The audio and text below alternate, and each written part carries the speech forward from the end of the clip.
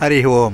కాకినాడ జిల్లా జగ్గంపేట మండలం ఎర్రవరం సోమవారం దగ్గర మావిడాడ శ్రీ సదాశివాత్మానంద సీతానిలయంలో స్వామివారు 108 సంవత్సరాలు జీవించున్నారు. శ్రీ సదాశివాత్మానంద స్వామి. స్వామివారు స్వామి ఆత్మానంద యోగి స్వామివారు 108 సంవత్సరాలు జీవించారు. 2019లో సిద్ధి పొందారు స్వామి.